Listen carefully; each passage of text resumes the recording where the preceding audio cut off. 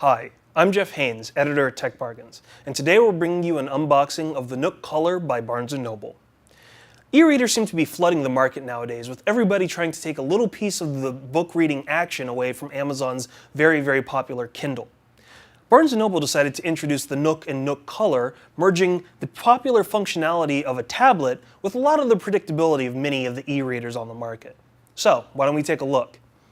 The one thing that you will notice that I think is actually kind of nice is that the box doubles as kind of an impromptu stand for the Nook Color. It's not really something that we expected, but it's kind of a nice thing, especially if you're just carrying the system around. But as you'll see, everything is really conveniently placed and easy to access. The very first thing, of course, that most people will go to is the Quick Start Guide, which has a lot of clear, concise information on exactly how you operate the e-reader. It's really nice, really useful to have.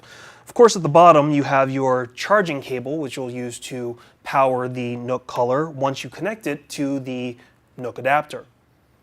Kind of a funky shape, but hey, if it gets the job done, it doesn't really matter, right?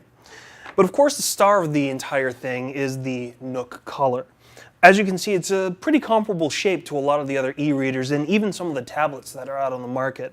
It's about 8.1 inches high, about 5 inches wide, and 0.48 inches deep.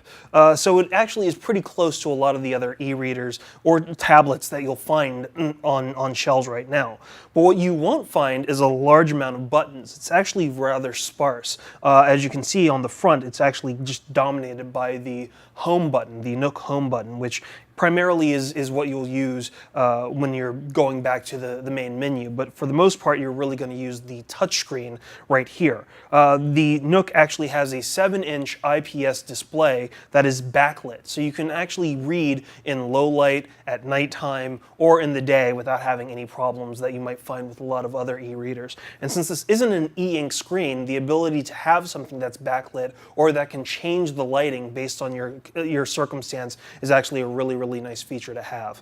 On the left-hand side of the machine, you'll notice there isn't really a lot. The only thing that you'll find are the plus and minus buttons right here, which allow you to change the volume for the device.